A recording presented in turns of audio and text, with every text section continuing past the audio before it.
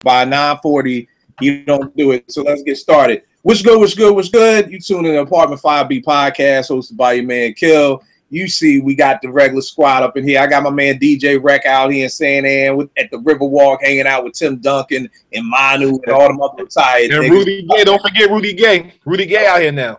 Oh yeah, Rudy Gay out there. You got my man Kawhi. Nick said I disrespected by not knowing how to spell the boy name. I said, nigga, can't nobody spell Kawhi. I don't know how to spell it. Nobody, Kawhi don't know how to spell his name, man. This nigga still got braids in 2017, man. It's all good, man. I got to get back to Houston so we can get mellow, man. I got to get back home so we can get mellow. Kawhi cut his hair, I learned how to spell the boy name. Every time I'm about to talk about Kawhi, I got the Wikipedia this nigga just to find out how to spell his name. I got my man James. What's good, brother? What's going on, man? What's up, fellas? Everything good.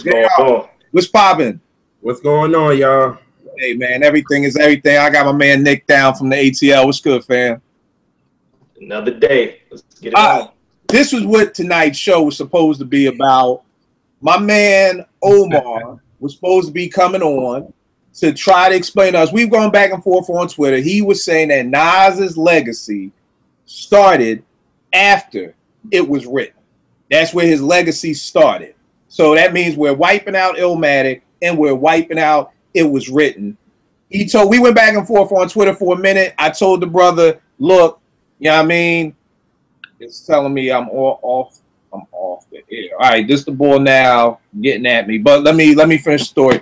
He was basically saying that what I said, that Nas' legacy started after it was written. We were going back and forth. I was like, look, bro, this is something you're not going to convince me of. Like, you just can't. This is like a Muslim arguing with a Christian for hours. Like, if you believe in Allah and I believe in Jesus, let's just call it a day. Like, it's you keep doing what you do. I keep doing what I do. Let's talk about something else. But he was like, nah, I'm going to convince you. I'm going to convince you. Matter of fact, I'm going to put $50 on it. You know what I mean? Like, if I don't convince you, I'll put $50 in your PayPal account.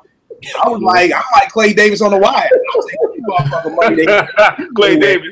I'll take anybody money if you giving it away.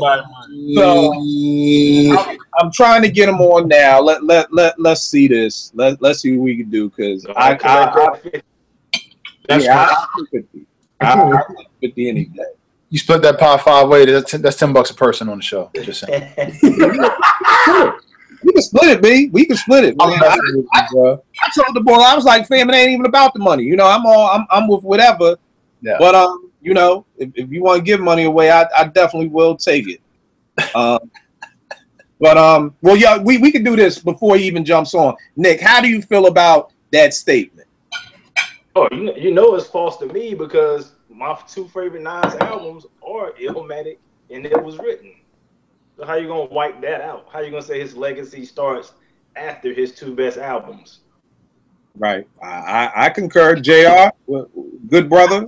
I agree. I don't understand how you gonna say it started after it was written and Illmatic it has a stamp in hip hop. Like, I don't get how you can say that his legacy didn't start there. So he's gonna have to do some good convincing, and it ain't happening, but I would like to see where he gonna come from for real.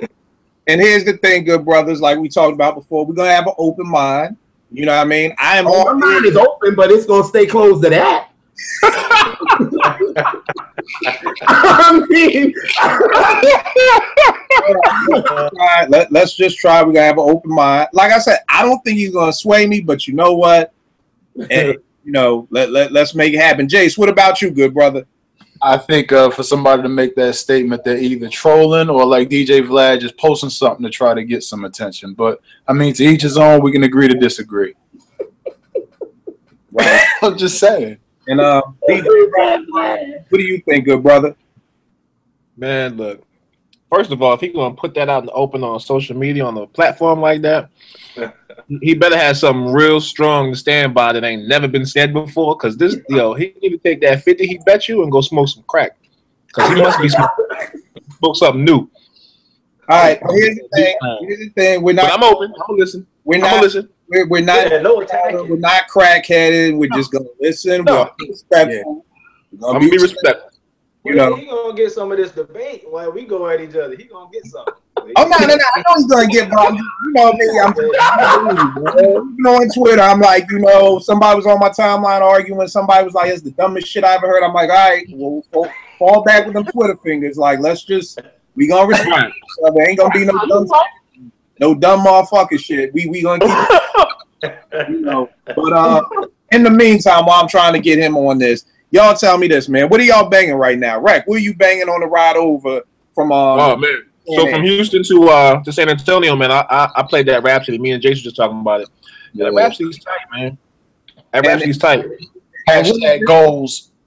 What is this joint? Is it an old joint or a new joint? Nah, it's new. The name escapes me. Hold on, let me grab my phone because it's in my phone. About Crown, right? Crown. It's called Crown. It's called Crown. It's a thorough album, man. Yeah. It's a thorough album. That's what I wrote. That's what I listened to on the way out here, man. All right, Ninth did the whole thing, or nah? It's Soul Council. All right, it's Ninth. Crisis. What's my man? Knots. He's got a few other producers on the Soul Council too, but it's tight, man. Now, it's tight. Tape, or is this like is this the Rock? What is she on? Rock Nation? Is Rock this Nation? Yeah, this is the Rock Nation album. Okay. All right. Jace, what you banging, man? Same. I've been banging that Crown, and I've been banging a lot of James Brown lately. I don't know why. It's just been in me lately. Ain't nothing wrong with that. All right, JR, what's in your rotation? Stokely new joint.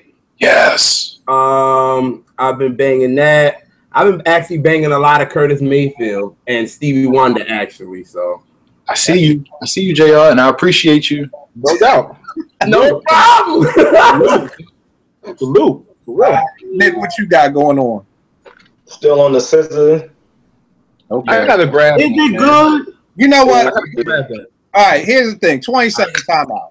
That scissor chick. Now, I understand BET can mess up your vocals and everything. Yo, when she was performing on the awards, Word is Born to Jesus, I didn't think she was speaking English. Like, am I just slow? Like, I don't think she's a live artist. Okay. I have to go back and listen to it. Because it was a little off. Wait a minute. You just said she's not a live artist. That's what you said? Like, that's what he said. Like these new people, they can make studio albums, but when it comes to performing live, they just. Oh Lord, this is the times we in. For real, they just don't. It was like, yo, what is she even saying? Like, it don't even sound like she's speaking English, man. Or the other day, I woke up and I just threw on BET Soul for the hell of it, and all these new artists, and I'm like, yo, I don't even understand what they saying. Like, you know what I mean? Like, They were singing? Yeah, they were singing. Right. Couldn't understand what they were saying. Like, I'm like, yo, I don't even understand this. But so the album is dope, Nick? Yeah. Okay. All right. And I see you had that MC8 joint up there too. Yeah. How is that? It's tight. It's tight to me. Okay. I don't know who Brink Sinatra is, but he did a good job. That's I was gonna say I went through it the other day, and it's definitely, the production is definitely it's dope. Heavy, surprisingly, and I don't know if that's because Primo executive produced it, but it's really East Coast heavy. You know what I mean? Now here's a question I want to ask. And then I'll get to what I'm listening to. Here's a question I want to ask. When it came to West Coast hip hop in the early 90s, all the West Coast hip hop that I really liked had an East Coast feel to it.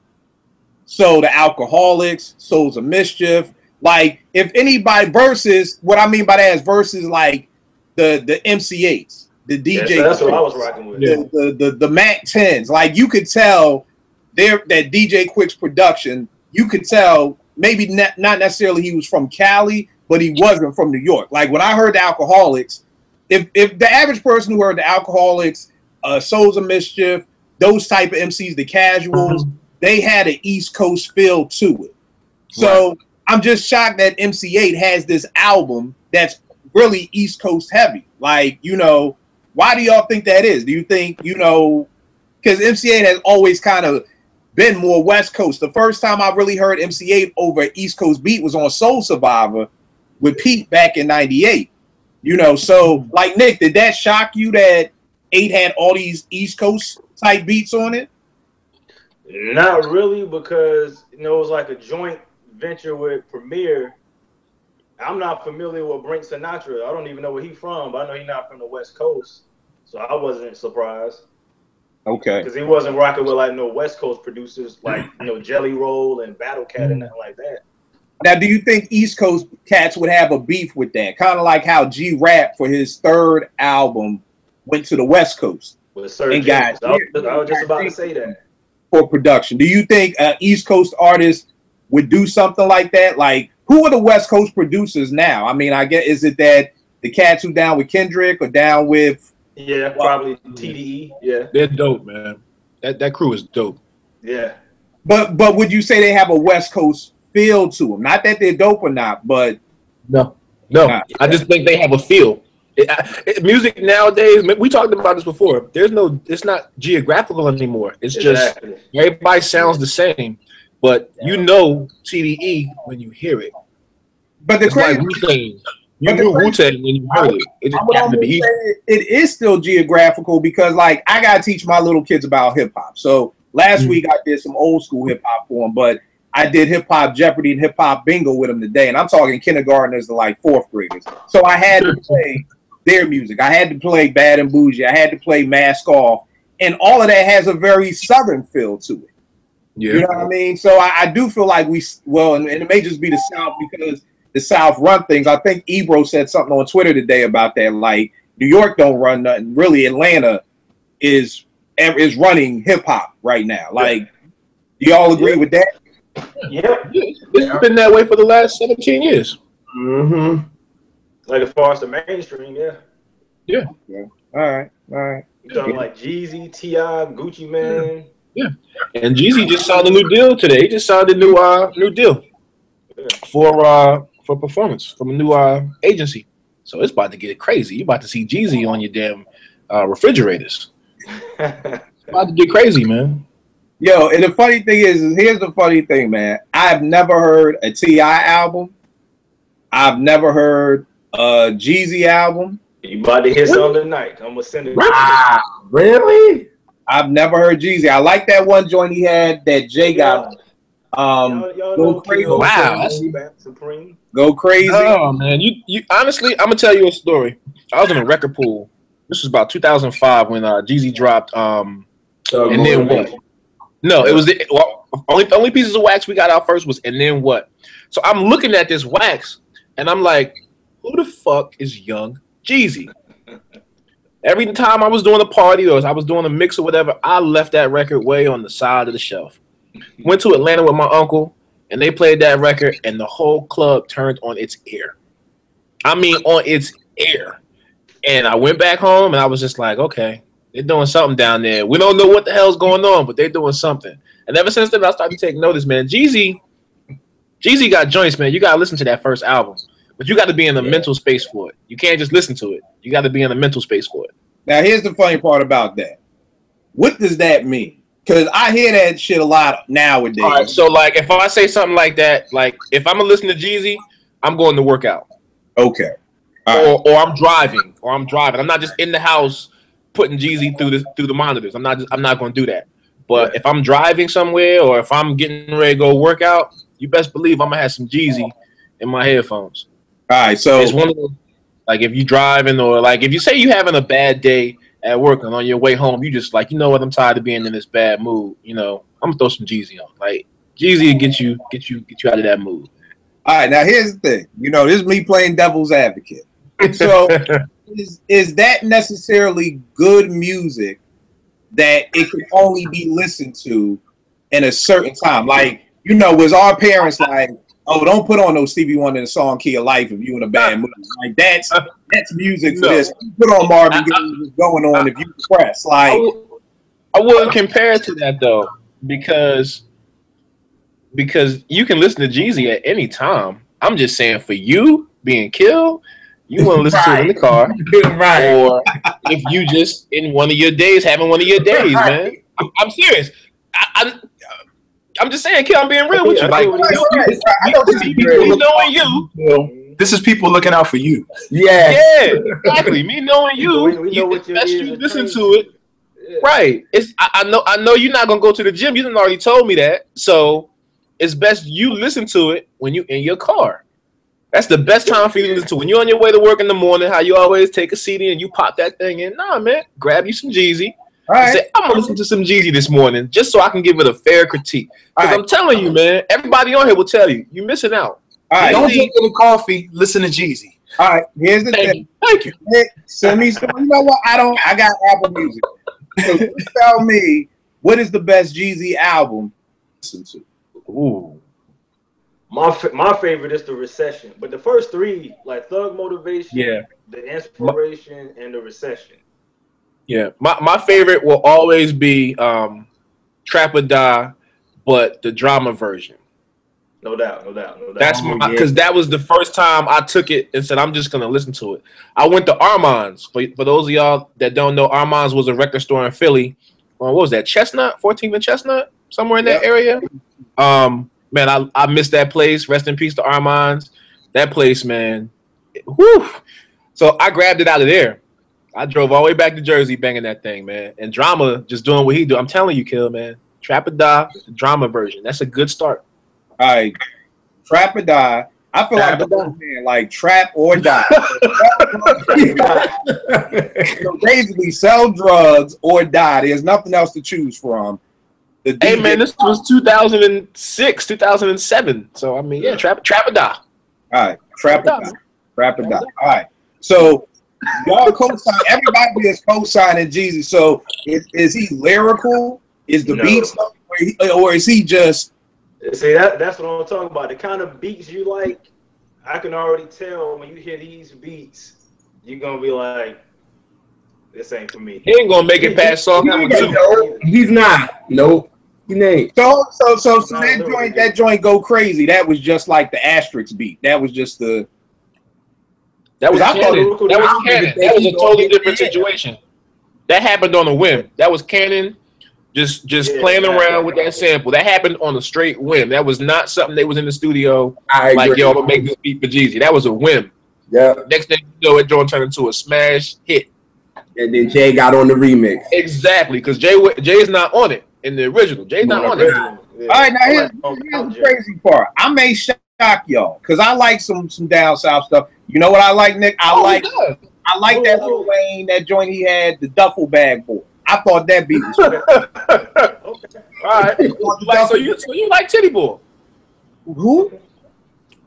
2 Chainz. That's 2 Chainz. That's his name, man. When he made that song, he was Titty Boy. Yes. After the group didn't do what it was supposed to do, and the label deal just kind of sat, he went back, reinvented himself. I mean, he was always 2 Chainz, but we as the public knew him as Titty Boy. Look at Kill face. Yeah. I'm feeling older by the second now. Do you want to know why he was Titty Boy? Before we go to why he was Titty Boy, go ahead. Tell me, why was he Titty Boy? Tell me. That's a country slang, man, for breastfed babies, man. Yeah. That's all it is. Mama's boy. I know that. That's it. He was a mama's boy, man. That's that country for you, man. So what you try to explain, this is what y'all country for you, man. Instead of saying he a mama's boy, you call them titty boys. Titty boy. Hey man, we're gonna be respectful. And everybody else is gonna take it like, what's wrong? What's wrong? We all okay with this up here. As the hip hop council, we okay with this because I look like I'm the only one who upset. No, man, I got some grimy. You know, I like some South music. I'm not all boom bap all the time every day. 98% of me is boom bap, but there's 2% of me that I will listen. I'm not even talking about the music. We just starting. Like, I remember sitting in my crib as a kid trying to come up with a name. And during those times in the 80s, everybody was rock ski. Everybody was cool rock ski or whatever. Here's the thing. I never was an original dude. Like, I need an idea to pull off of. So my name was Kill Rock Ski. You know what I mean? So we would sit around and there would be like name events. Like we'd be sitting around like, all right, what's gonna be the name of the group or the name of the production company? Yeah, we would have came up with nobody was gonna be MC Mama's Boy. Like, no, that name was not gonna fly. So I'm not even mad at it. I'm not mad at the city part. I'm just saying, who even wants to be called MC Mama Boy? Okay. Well, so the devil's advocate, who wants their name to be affiliated with doing coke? Well, whose name would that be? Ski is another name for coke. Well, see, you gotta understand, Jace. I was sick. I wasn't running the streets of Baltimore with Chris and Marlo in them. I had that Cool Rock Steve was about coke. I was a 10-year-old kid who was in the 5th grade who was going to school. I'm sorry that I didn't know the coke game. I wasn't Snoop. I'm not Little Kennard. All these characters. I didn't know that Ski had to do with coke. I'm just finding this out now at 43. Hey, Kill, we just gonna have conversation. We're gonna agree to disagree. Here's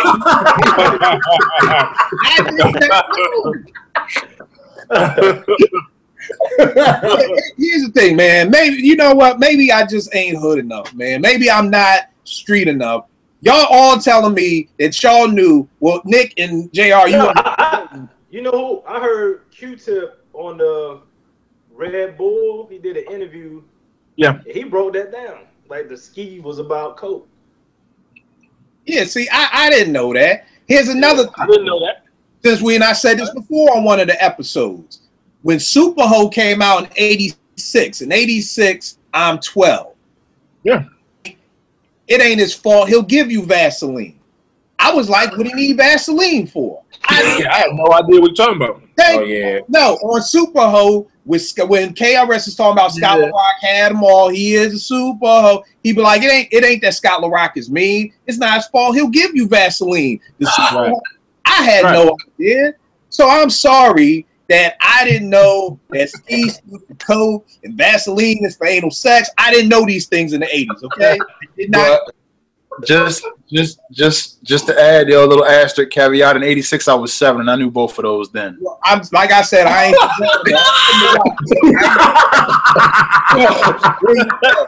and in my neighborhood I was the most sheltered kid until I was about 9. Wow. This is why I go to Baltimore, get with Jace, he'll give you a wire toy, he'll show you a shot. He'll show you where they kept the bodies with Chris and Snoop. He will give you a tour. He will take you around all of Baltimore. You want to see where Stringer got killed? You want to know about Hippodrome and all that? Get with Jace. I didn't know. I'm going to do that. There you go. Get with Jace. When you go to Baltimore, forget about going to the harbor and the aquarium. Get with Jace. Don't do on that. A wire tour. Shout out to chicken boxes and half and halves. No, mom. Yo, that's what put me on to half and halves is when I moved to Baltimore. Right. We didn't have that in Philly, but I was with my man. He was like, yo, I'm going to go get a half and half. You know what I thought he was talking about? Milk. I'm like, nigga, yes, sir. What we get milk for? You what's a half and half, though? Yo, a half and half is half lemonade, half ice, too. This episode is called Kills Quirks. This episode should just be named Kills Quirks, so. Yeah, it's called. It's 11 at night. You try to get some milk? What you want, some cereal?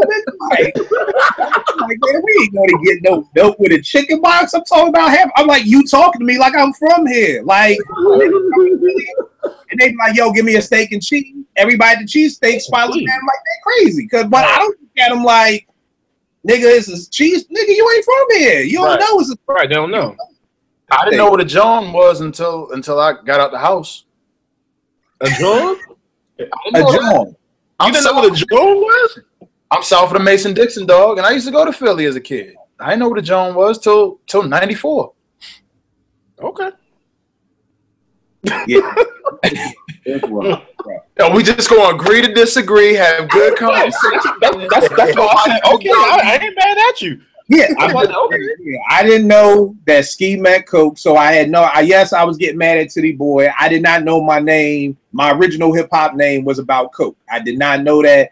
Being a disciple of Chuck D, I wouldn't have went for that. This is what I'm banging right here. If y'all can see it, the sounds. I know my light is bright. The sounds of Crenshaw. That's dope. That album is dope. Martin, The Polyseeds. Yeah. Oh, okay. Has anybody checked out Chris Dave's joint? Chris Dave? The drum, what is it? Drumheads. Drumheads. Nah, how is it? I digs. Okay. I digs. Okay. I'm gonna have to check that out. I've been so busy, man, traveling and working. I ain't had time to check much out. Yeah. All right, this dude is saying he on the road. He trying to use. He ain't coming, bro. On to the next. Who's seen the Dr. Dre documentary? Y'all seen that yet? This is dope. I saw the first one. Yeah. So you remember when he was talking about when they was trying to get Suge to come to Dionne Warwick crib, and he was like, "I'm down to speak." That's old bull right now, man. That's old bull, man. No. He knew, because I know how Kill do, man. Kill, like he say, he hit you up. Hey, man, this the time, this the day, yada yada yada. And when he tell me the time and the date, it don't matter what I got going on in my life, with the exception of my kids and my wife. That date and that time is ingrained in my head. Agreed. So he already know. He already know what it is, man. I mean, he think he on the road driving. I'm like, dog, don't. I mean, he ain't coming. Yeah, don't crash for us. Get home safely. Yeah, I'm like, I don't want to be on the Jace tonight. Jace be like, niggas die every day, B. I don't want that tonight.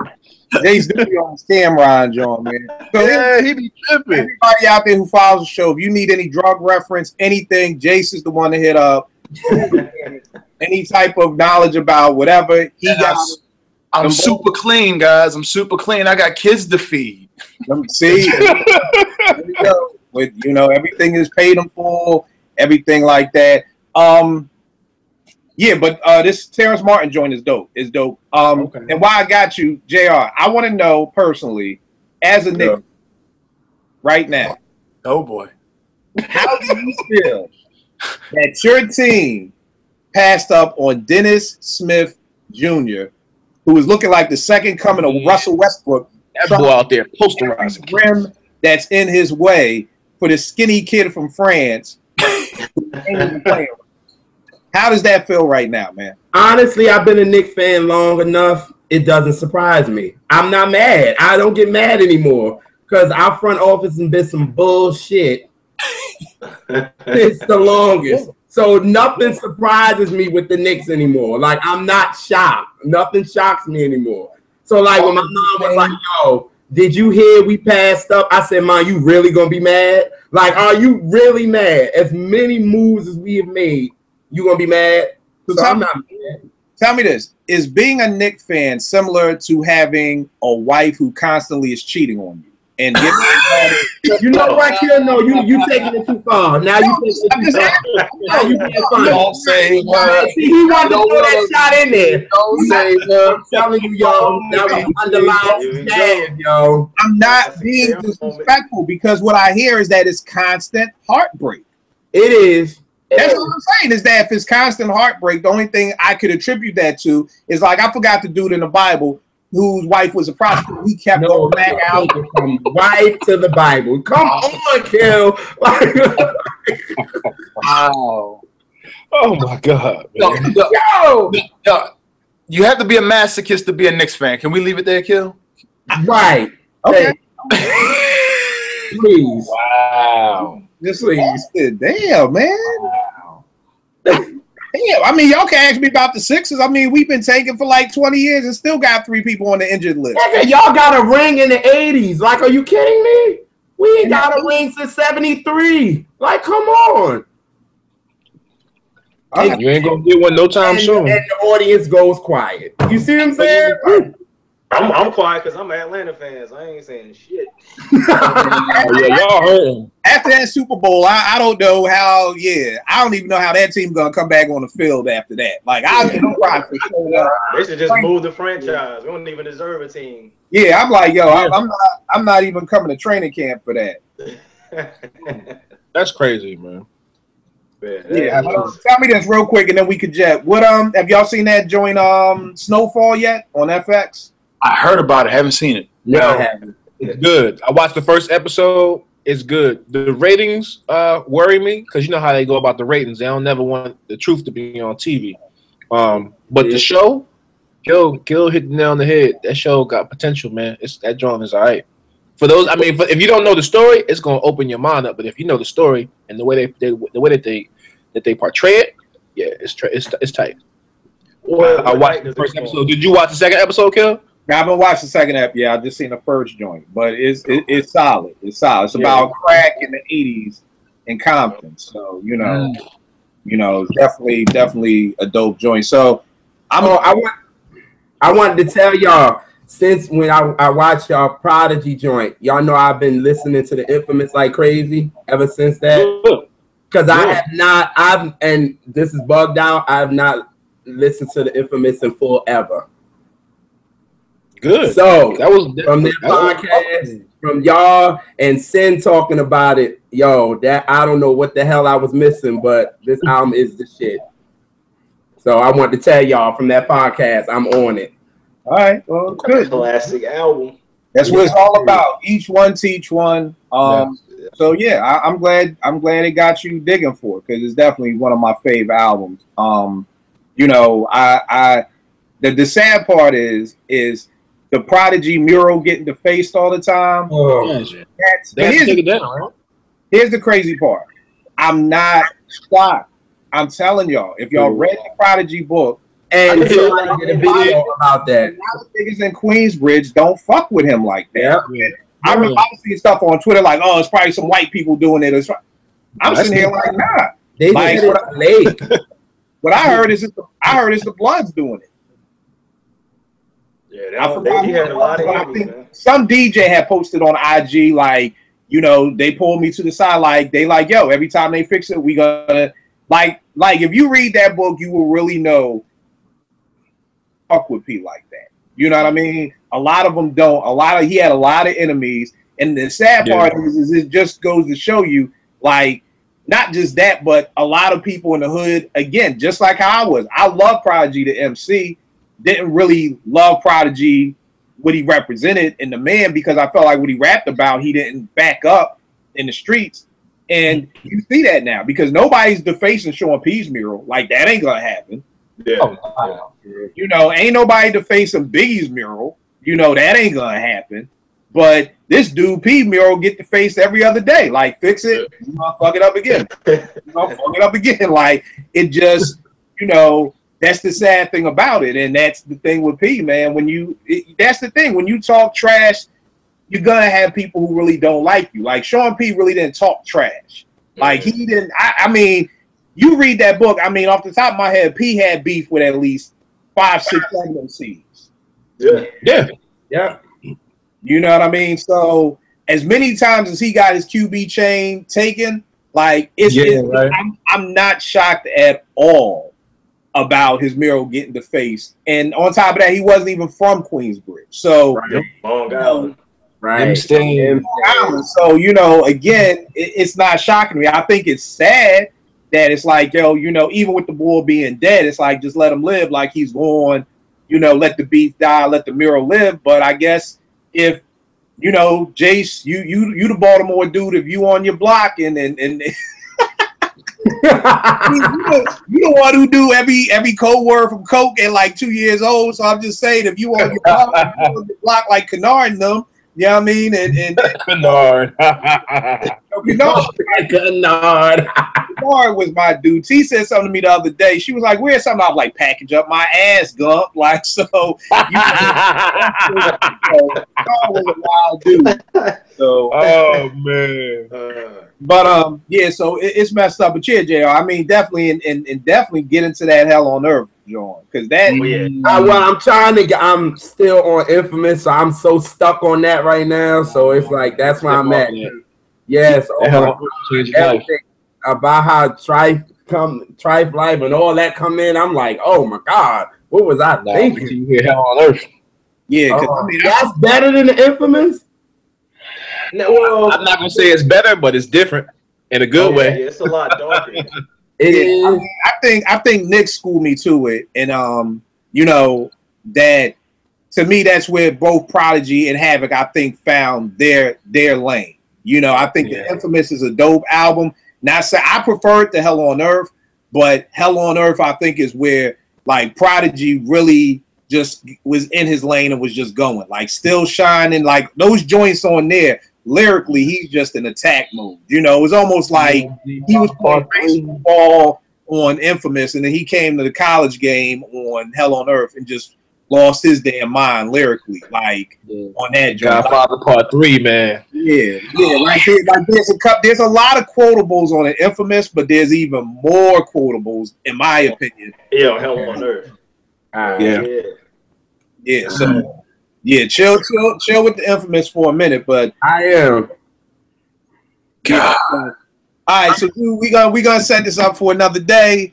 It was fun chopping it up with brothers. You know what I mean? I'll keep this in the archives when we can't do it Thursday and I need a show. You know what I mean? I'm getting that dude on Twitter. Look, man, you about to get they let you back on. We ain't got to jump nobody, man. Look, we ain't got to jump nobody when school let out. Just go home. Oh, man. This is why I can't do no hookup with all of y'all. Nigga have us getting in a fight. Let nigga breathe. Like, let him. We're gonna do it another night. We're gonna do it another night, y'all. He is not coming on to do this show, y'all. He's not coming on the No, show. he did his own research. Has he watched one of the shows, Kill? Does he know? That's what I'm saying. Says he has. Here's the thing. I'll give props to anybody. I think he's coming on the show because I think he believes what he's saying. You know, now I know I'm optimistic Joe, but I believe he honestly believes this in what he believes. You know, so why wouldn't you come on the show and defend? You know, it's like a Jehovah's Witness. Like they gonna go to your door at 8 in the morning and knock and tell you what they believe, even though you're gonna slam the door in their face 9 times out of 10. You know, so unfortunately, yes. Look, as long as he hold his chin up, Jody ain't gonna hit him. He just gonna bend him over and pat him on the palm. You got hard, little nigga. I like that. Y'all crazy, man. Y'all some fools, y'all.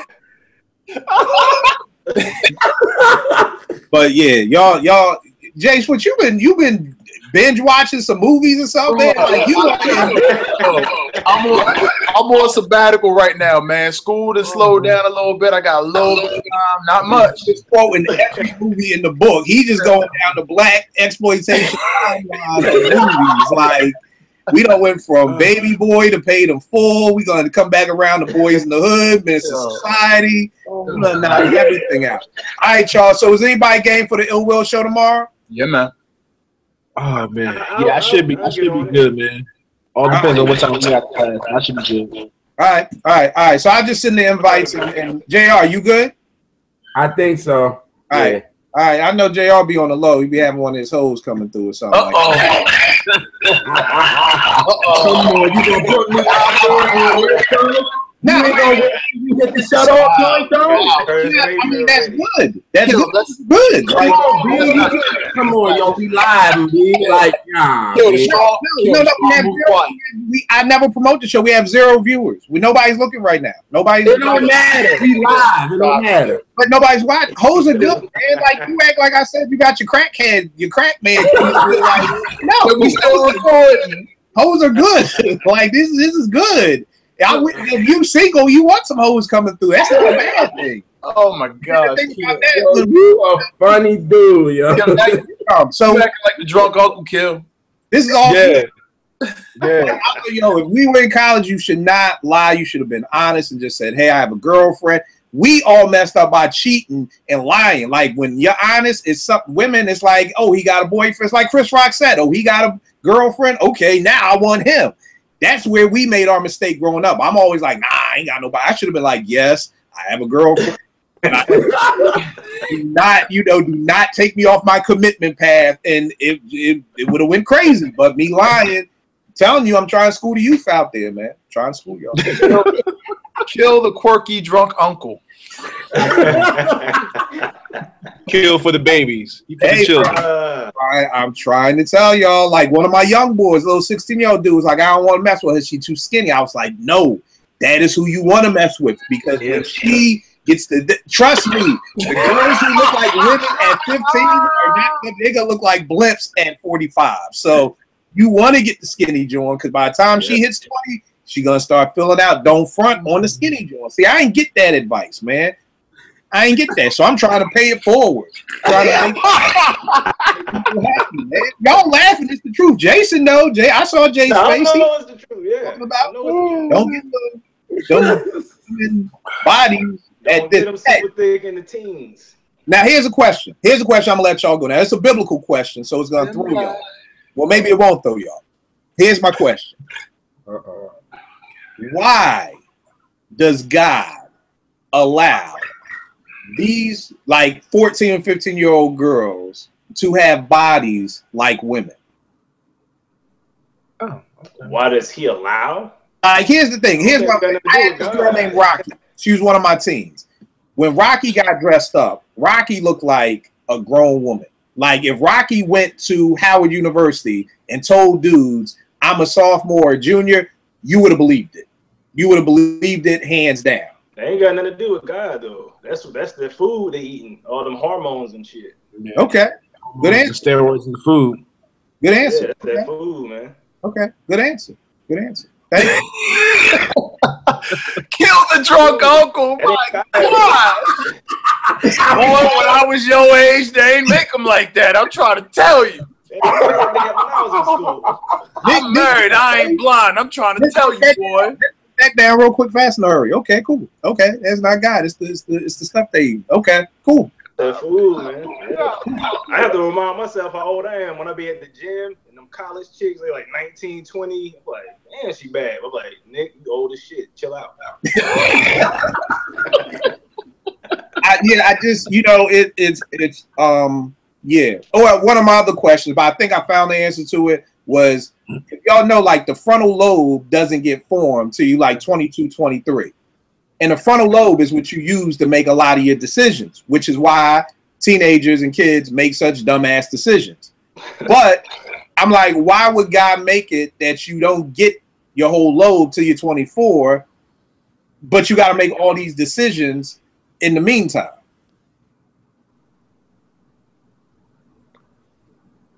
You got me stumped on that one. Now, here's the answer I came up with. I'm with Nick. I don't know. It's not God.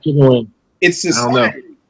Because maybe we weren't supposed to be having to make life and death decisions at 14. Maybe we weren't supposed to be thinking about, am I going to sell drugs or steal cars or have sex? Like all those important decisions we weren't supposed to make until our 20s. But society has set it up that, yeah, at 12, you got to decide if you're going to sell drugs or steal a car or do this.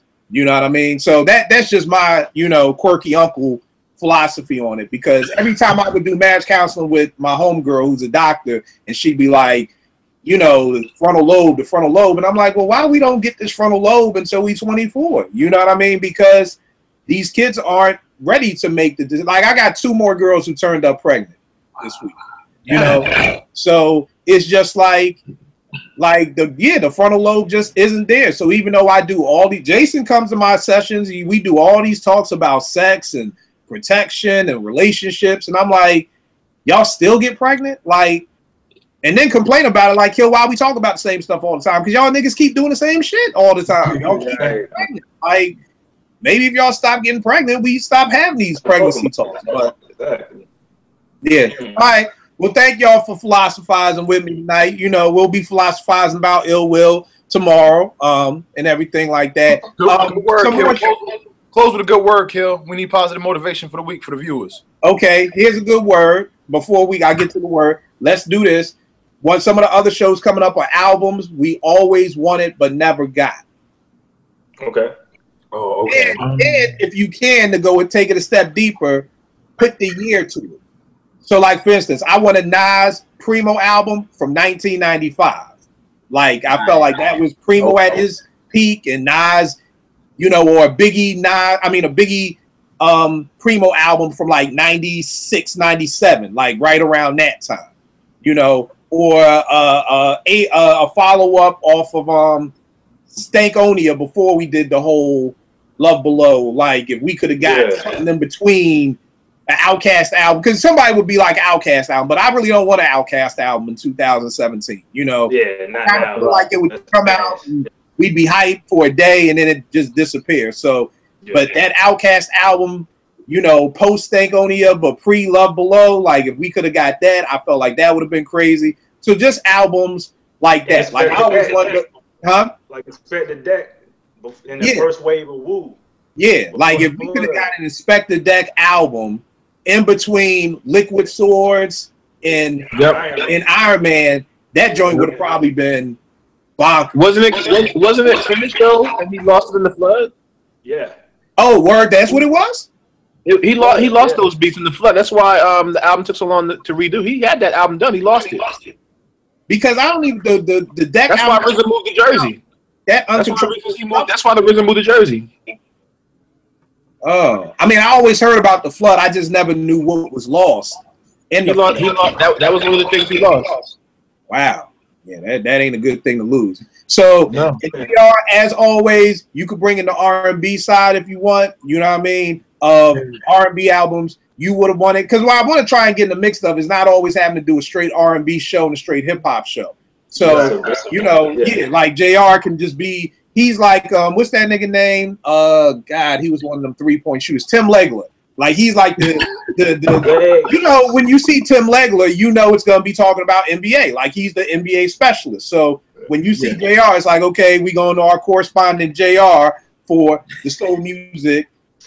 So you can talk about the R&B albums. Like I don't know if y'all seen the episode with Grap, but JR dropped some jewels about how Phyllis Hyman, if she would have sold out, there wouldn't have been no Whitney Houston. I had no idea. I'm watching it right now. I ain't got to that part. So and definitely tune in because Grap has some crazy stories, man. Grap has some dope stories, and Grap will be on this joint too coming up. He was like he want to get back in the mix, so he'll be on this one coming up. But I'm gonna try to get him to like do some Charlie Murphy like every show. Story. Grap Lover stories. Yeah, like a Grap Lover true hip hop story, like every episode. Like. That'll be dope. Before he got on, he was telling JR about the time he had Pete's Jeep and ran into Mary in the burnout. You know what I mean? So he just got so many stories to tell, So I'm like, just tell a story. Just figure out. It ain't gotta be funny. It could be whatever, but just give us a little hip hop moment. Or like Nick, I know you were asking once, did Q-Tip bite Pete or something? Because you were saying Midnight and the main ingredient use the same. Yeah. So like stuff like that. Like you can ask him about that. Like, joints like that. So, but I definitely think that would be dope. Make him Charlie Murphy. Well, he dropped the bomb on me on Twitter. I didn't know he produced the Wanderlust joint. I thought that was Pete. Right. I mean, same thing when I found out he produced Half Man, Half Amazing. That story was wild. Huh? That story was wild. He didn't get credit for that? Yeah. I thought that was Pete. Yeah, but here's the wild part about that, and I guess it's just the industry because he did the beat. I think Pete changed the drums, not the programming, but just the drums. But it says produced. Does it say produced by Pete Rock or produced by Grap Lover? Yeah, I was about to say, did he get credit on that? I mean, I know it says co-produced. I just can't remember. Hold on. It says. Oh no, yeah, it says produced by Grap Lover, co-produced by Pete. Okay. Yeah, so he did get credit. Damn, okay. Yeah.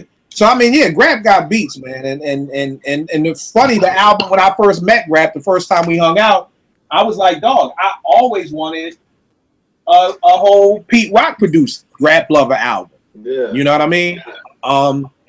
So just joints like that. And then we had the joint, and then the week after that, we're gonna do joints in 2017 so far. Like, what are your top 5 albums of 2017 so far? All right, so I'll hit y'all up tomorrow, all right? Yes, sir. Thank you guys for being in it. All right, y'all. Don't